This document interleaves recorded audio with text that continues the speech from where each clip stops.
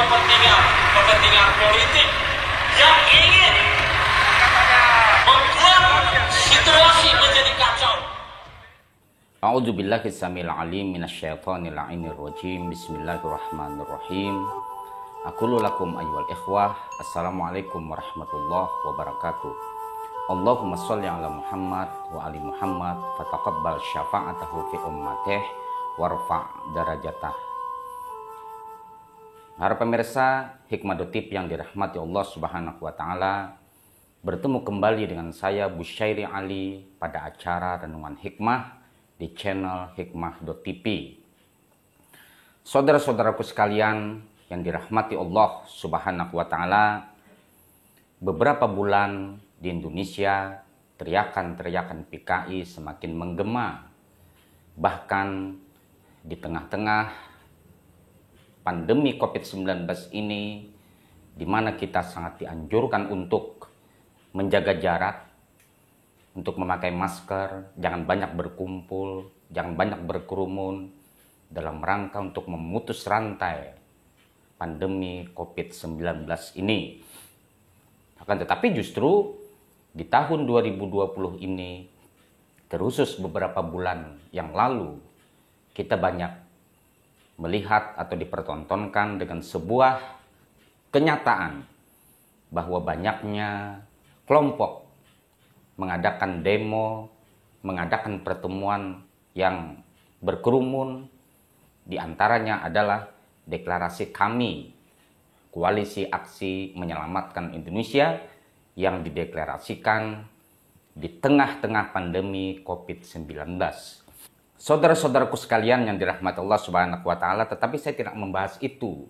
Saya spesifik pada hari ini membahas tentang satu figur yang sesungguhnya para pemirsa sekalian sangat mengenalnya, yaitu mantan Jenderal Gatot Nurmantio.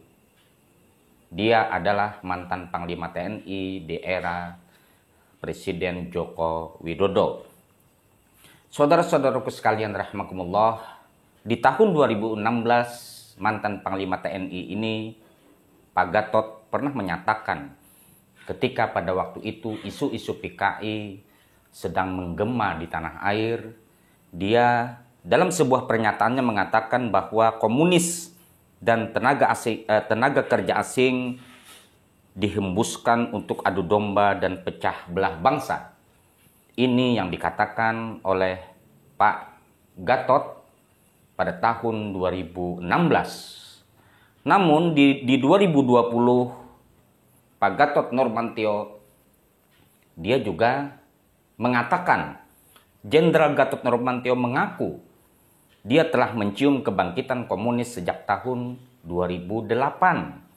Padahal sebelumnya tadi 2016 dia menyatakan bahwa isu PKI dan tenaga kerja asing Cina itu hanya satu isu yang dihembuskan untuk mengadu domba anak-anak bangsa. Saudara-saudaraku sekalian rahimakumullah, kita sudah melihat, mendengar, dan sangat hafal sekali bahwa beberapa bulan ke depan ini, ketika Gatot Nurmantio sudah menjadi purnawirawan TNI, mantan Panglima TNI, dia sangat getol sekali di beberapa media.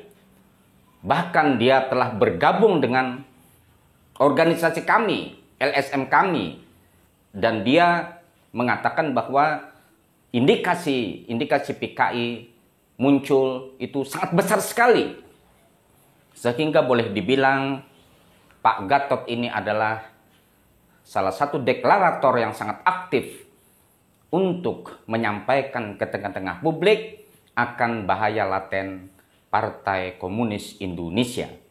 Sekali lagi saya katakan bahwa Partai Komunis Indonesia sudah dibubarkan dengan TAP MPRS nomor 25 tahun 66, di mana Partai Komunis Indonesia, ideologi komunis, Marxisme, Leninisme dilarang di Indonesia.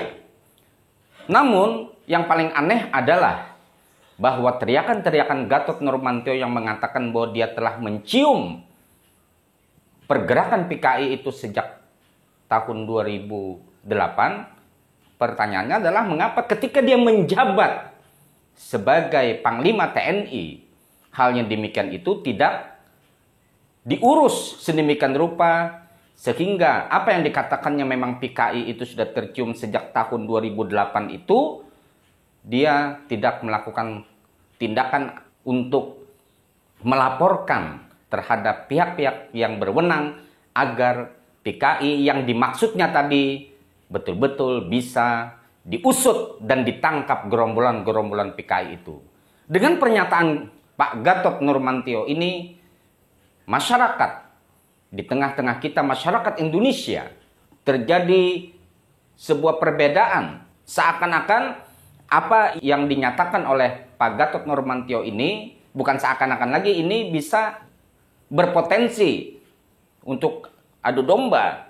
Bahkan pakar-pakar sejarah di Indonesia, di mana Pak Gatot Nurmantio mengatakan bahwa indikasi kebangkitan PKI itu diantaranya dihapuskannya pelajaran-pelajaran sejarah tentang G30 SPKI.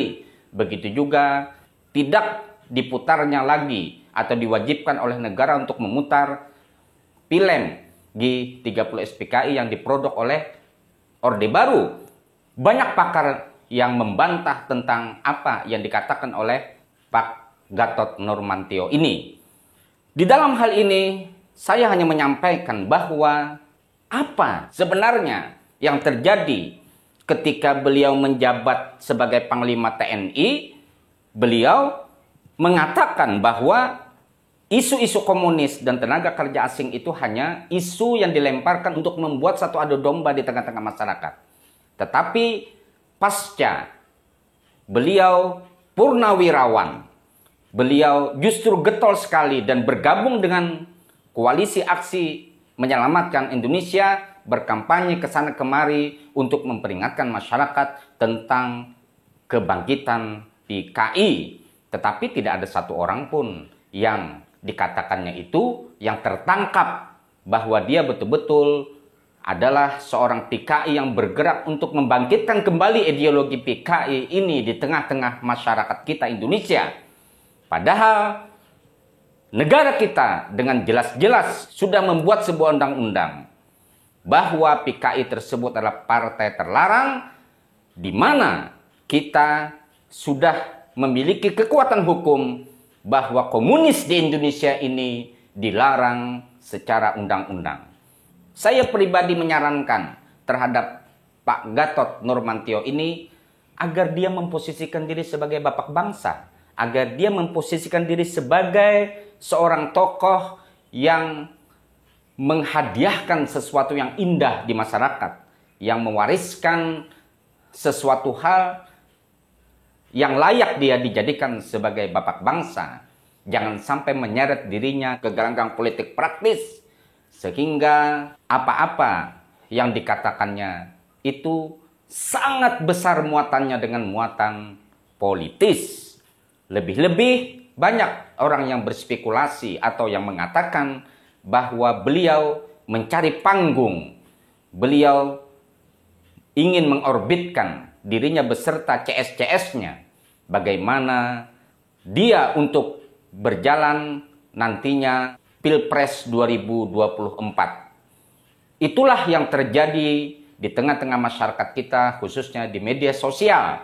Oleh karenanya di era media sosial seperti ini, saya berharap tokoh-tokoh seperti Pak Gatot Nurmantio ini memiliki sebuah sumbangsih terhadap Indonesia yang sangat produktif, konstruktif, dan mengkritik pun harus dengan cara-cara yang santun dan membangun. Terbukti bahwa aksi-aksinya, deklarasinya di tengah-tengah masyarakat baru-baru tadi di Sumatera Selatan ditolak oleh aktivis 98. Dan ini menandakan bahwa koalisi aksi menyelamatkan Indonesia ini yang diantara deklaratornya adalah Pak Gatot Nurmantio sedang ditolak di mana-mana. Walaupun ada beberapa daerah yang menerimanya, tetapi penolakan itu juga ada. Artinya ketika deklarasi kami itu ada pro dan kontra terhadap hal yang demikian. Untuk itu, agar bangsa Indonesia ini menjadi masyarakat yang menjadi damai dan sentosa, kita menjaga instabilitas yang terjadi di tengah-tengah masyarakat kita. Sampai berjumpa pada renungan hikmah yang akan datang. Khudil hikmata walau fi yadil mujrimin. Ambillah hikmah walaupun di tangan orang-orang yang jahat. Al-afu minkum. Assalamualaikum warahmatullahi wabarakatuh.